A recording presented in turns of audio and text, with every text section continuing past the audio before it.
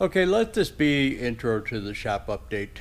I'm going to complete those fork extensions on this video, and then you're going to see some clips about varying things. I had to make a local haul here, and it didn't go as planned for a number of reasons. But one of the things that I'm going to discuss is the weather. The weather kind of really throws you off. You plan on doing something and you get stuck with varying weather. So it had been real cold here. Then we were supposed to get a storm where we were supposed to get a foot to 2 feet of snow, and it was still cold, but we only got like a foot of snow. And but then it warmed up for a day, went up to like 40 degrees, and now it went back down again and started snowing. And this is kind of what I'm dealing with right here.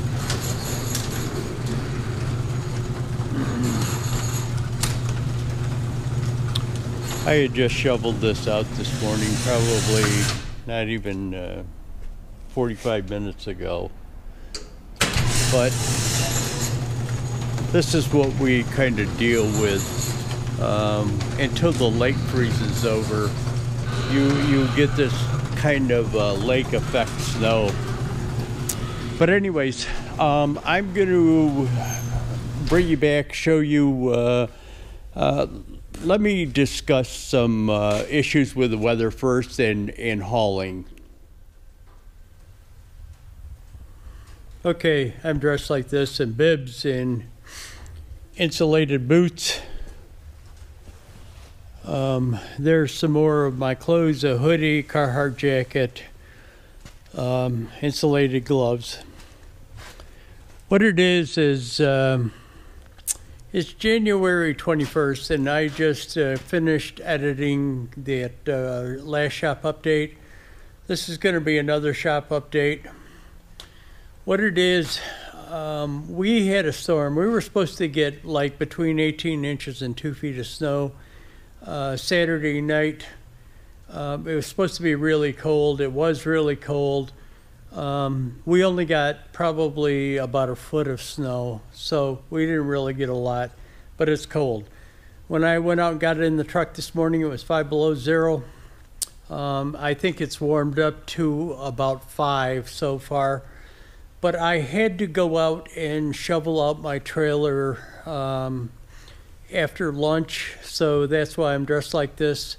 I had to go out and shovel it out because I've got to make a haul tomorrow. I've got to pick up some steel up in North Tonawanda, which is north of Buffalo, and take it over to the Peace Bridge. And if you guys don't know what the Peace Bridge is, the Peace Bridge is a major crossing between Canada and the United States in Buffalo. They're doing some renovation on it, so I'm picking up some steel at a fabrication shop in North Tonawanda and taking it to a construction crew over at the Peace Bridge. I haven't talked to them people yet. Hopefully there's not a big deal if I don't have to cross the middle of the bridge to unload it, because you get into having tariffs and documentation for import and stuff onto it. So hopefully I can drop it off on the American side before you cross over, and that way I don't have to get into customs brokers and everything else. So I'll let you know, but I just kind of thought you would enjoy seeing me how I dress for shoveling snow in like zero weather. Everybody in every part of the country deals with different weather conditions. Piles of snow sitting on the floor grates came out of the back of my truck. I've got a haul to make today, so I had to get the snow out of the back of the truck so that I can get that weight bracket out and connect the trailer up to the truck. Just got to go out to North Tonawanda, which is north of Buffalo, and pick up some steel up there. It might be 2 loads, depending on how much I can get on the trailer or how they've got it packaged. Apparently it's on skids or pallets, so I'm not really sure how they've got it packaged. It's 102 inches long, so it's a little over 8 feet, but how they package it, I have no idea, or bundled it on pallets, I have no idea, so I'm not really sure if I can make it all in 1 load or I've got to do 2 loads. But anyways, just wanted to show you the truck and me getting the snow out. This is from that storm that we're supposed to have. Weatherman, greatest job in the world. You never have to be right. So they were predicting between 18 inches and 2 feet of snow, and we got about 12, but they actually had shut the thruway down to truck traffic. They had shut all the interstate highways down to truck traffic also. And in preparation for the storm, because, you know, they go overboard. The state just absolutely goes overboard with their thinking. You know, one thing happens about 4 or 5 years ago. They got caught with their pants down in a storm, and it plugged up the thruway. I mean, there was people stranded on the thruway for 2 days probably in this storm, and so now they go into a panic mode. Instead of being prepared, they go into a panic mode and start shutting roads down. But anyways, I regress. Just getting snow out of the back so I can get that weight bracket out. So there's always something. I'm back in the shop after pulling some of that steel down to the Peace Bridge. When I say some of it, there were supposed to be 3 pallets, and I was kind of hoping to get all 3 pallets onto the truck. And actually the guy wanted me to pick it up yesterday, but I couldn't because I had to shovel the trailer out yesterday. But what happened is I got there this morning to this place, and they only had 2 of them ready. The 3rd skid isn't going to be done until tonight, so I'm going to have to pick it up in the morning and make the last trip tomorrow. So I just brought the truck in. There was some dunnage that was strapped down to the trailer, and when I got there, I kind of shoveled the snow off of the trailer this morning. But I left that dunnage and strap on there, figuring it would kind of free up and get all the snow off of it on the ride up there. Okay, this is a 1 pallet that they didn't have ready for yesterday at the Peace Bridge. This is just a staging area on the other side of the bridge. That's the American tolls over there, or the American customs.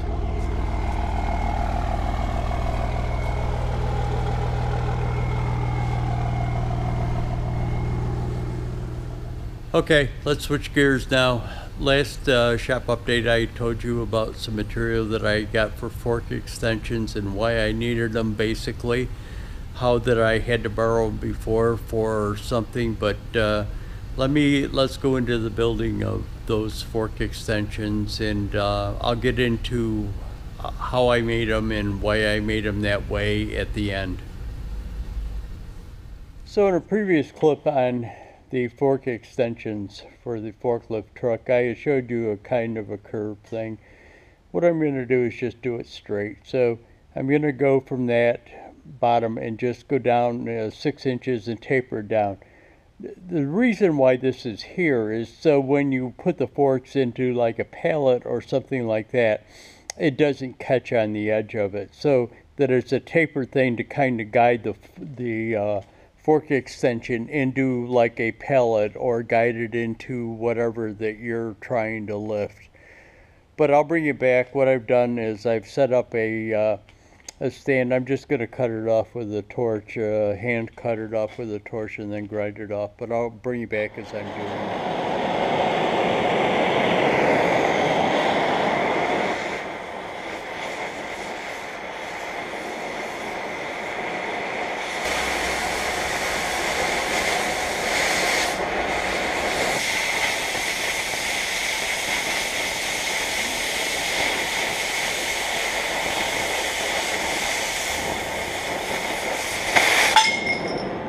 It's a flapper disc with 36 grit.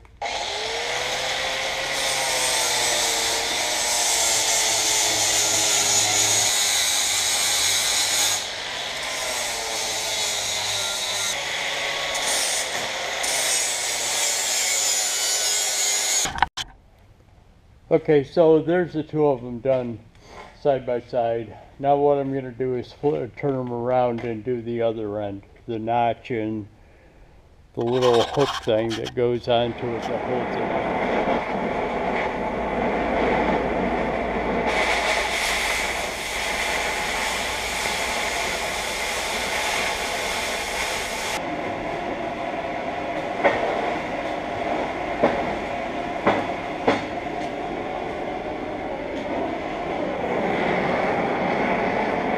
Do the far one first so that I don't have a warm hand.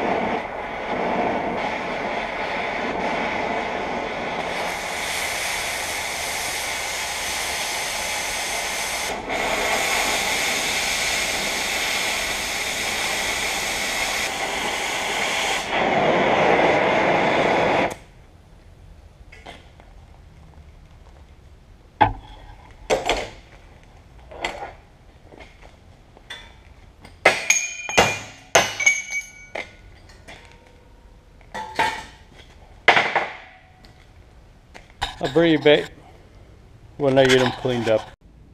So there they are cleaned up.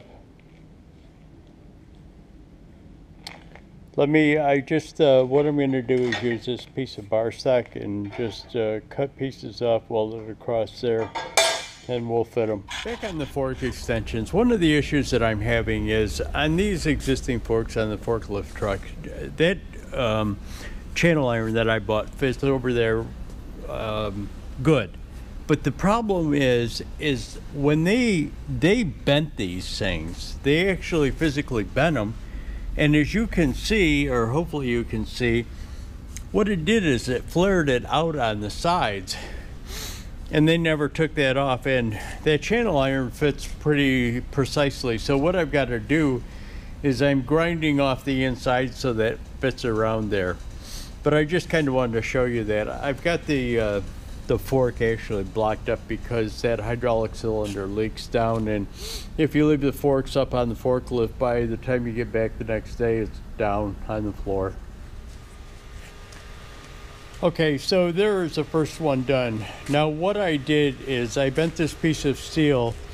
Originally I was going to bend it to fit onto the end of it, so it would fit onto the end and not overlap the sides, but then I decided to overlap the sides, which would give me a better weld onto the thing. So there it is. I test fitted. What I did is tacked it on and just test fitted it first. Well, what I'm going to do is go over and put it on the forklift right now, and I'll give you a shot of that. And then I'll show you a little bit of making the second one and welding it on. Okay, and there it is in place. Now, there is a little bit of a play in it. I mean, it will shove back and forth a little bit, but that's fine with me. As long as it gets over there, okay. What I did is brought this light over here because I shot the last clip in of over here talking about the fork being up and the block of wood under it because the cylinder leaks, and I noticed that it was a little dark when I went to download it, so I brought the light over. I'll show you doing the second one. I'm not going to show you the whole thing, just bits and pieces of it. What I've got is this strap-in device. I've already bent one side of it to the desired length. Now what I do is I've got a mark on it, and I'll just put that at the top of the vise.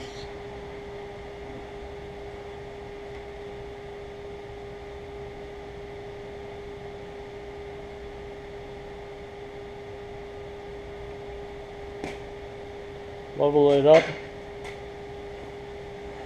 and I'm going to bend it over.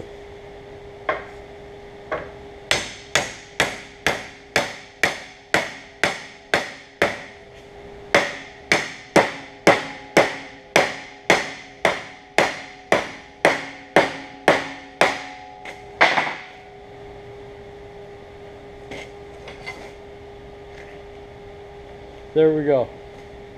Let me take you over to the piece, and here it is.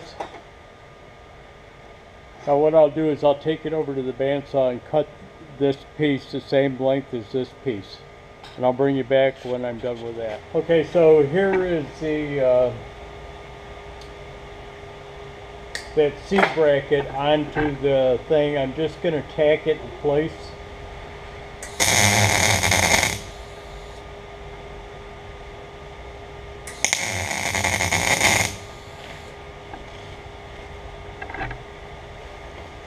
And I've got to tweak it a little bit. I'll show that to you.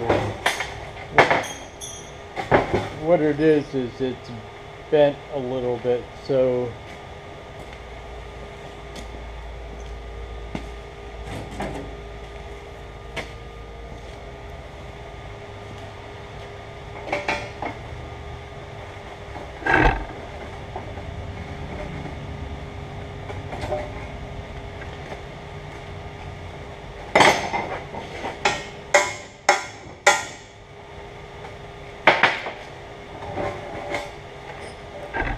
and I'll tack this side.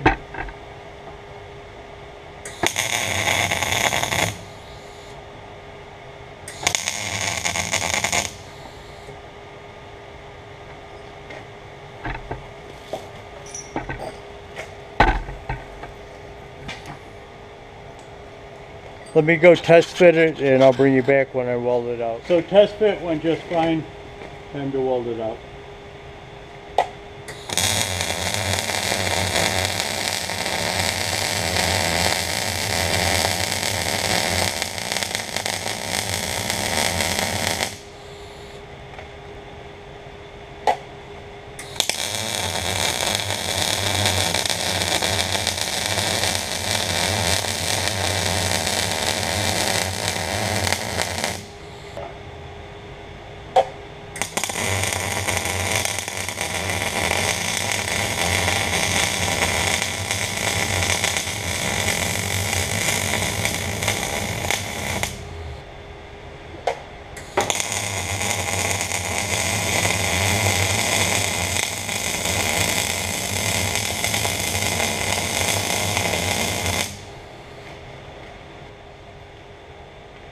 There you go.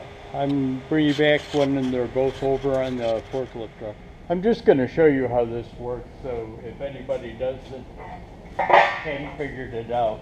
It just slips on like that, slips off, and we put it back on.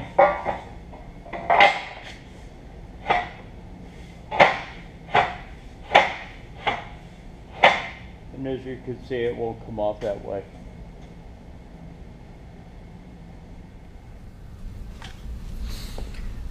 One of my viewers had mentioned on those fork extensions adding like a nut and a bolt onto it that you can bolt it down with, but I chose that saddle type of arrangement to do it because it's very easy on, very easy up, and you don't have to tighten it down to hold them on.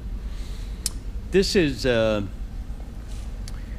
trailer bracket that I use. I put it on the forks and I can move the trailer in and out of my shop with it.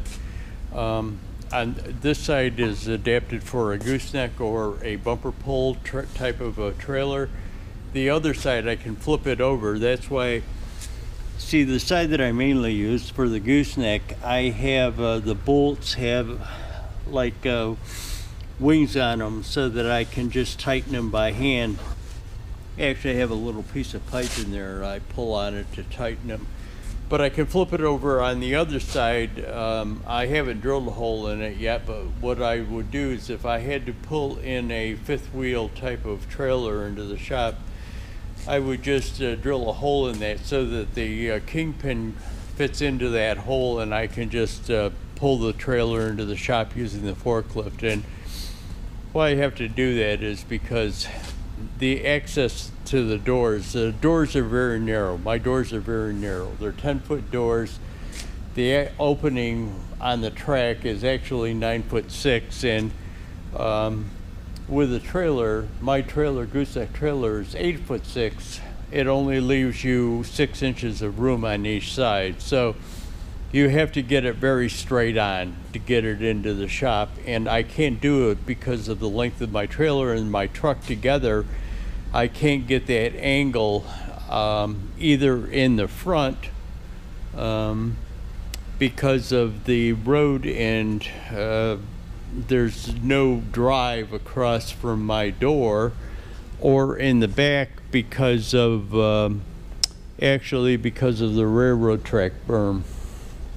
So I do this and use the forklift to pull the trailers in and out of the shop with. But let me just tell you one other thing is, you see I made this type of saddle arrangement for it. I've seen another one that had what it did is they extended the thing past the fork, and they had like a bolt and a pin that would slide in and kind of lock in there just to hold the fork on, or you could slide it out when you wanted to remove it. So there's a bunch of different ways that you can hold the fork extensions on. I chose a saddle arrangement. It works easy. You don't need tools or anything to hold the fork extensions onto the forks, and just works probably best for me.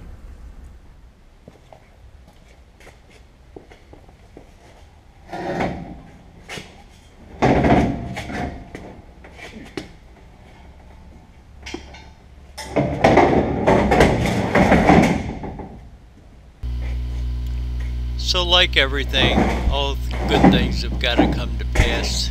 I had showed you with the snow that we had gotten and the cold weather that were having. Well, we got one day of a nice temperature. It actually went up to like 40. It was in the teens, low teens the day before. Next day it went up to 40 degrees. You can see all the snow was gone from the inside of my truck. But I had made those hauls for the steel to the Peace Bridge, and we were supposed to get more cold and more snow, so the weight bracket has to go back into the truck. Just going to show you a little bit of doing that, and I'll bring it back afterwards. Maybe just a little bit of a toolbox update.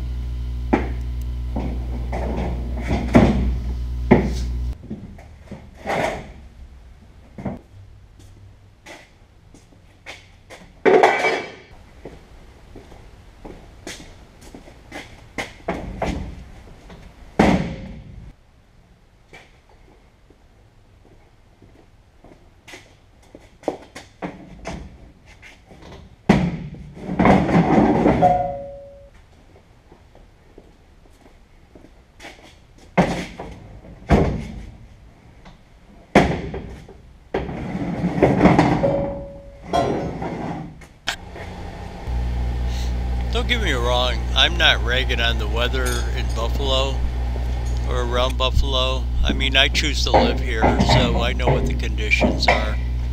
I'm just kind of conveying to you guys that sometimes it's hard to judge what you're going to be doing. You come up with a plan for the next day or that day, and things change, things happen. you gotta kind of adapt to it. So here I am, putting the weights back in, getting ready for another storm.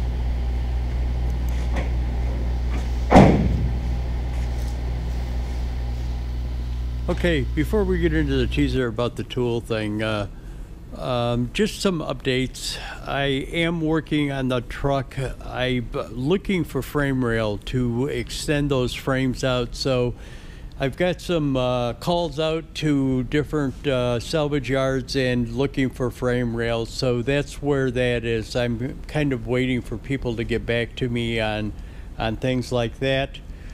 I know that I haven't posted a video on the carbon fiber intake mold build. Well, the carbon fiber intake build, making the mold for it. But I have been working on it. As you can see, it's primed. I had some issues when my next video I'll discuss that. I have also been working on the sleeper over there. I've gotten a little farther on the electrical. I've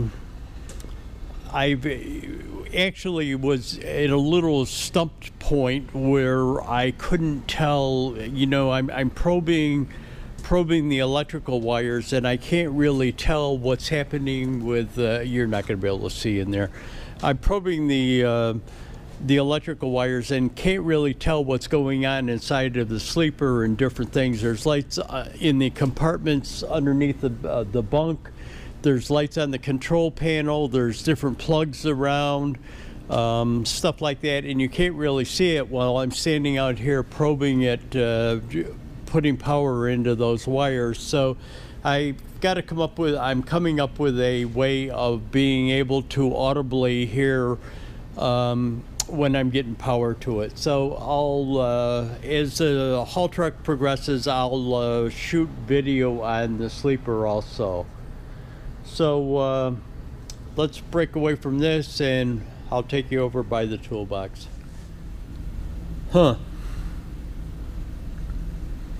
Empty Mac tool shipping boxes.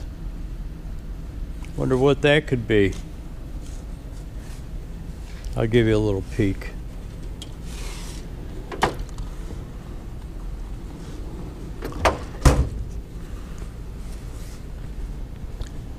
Actually, what I'll do is I'll bring you back for another tour of it after I get all the tools. I haven't gotten them yet.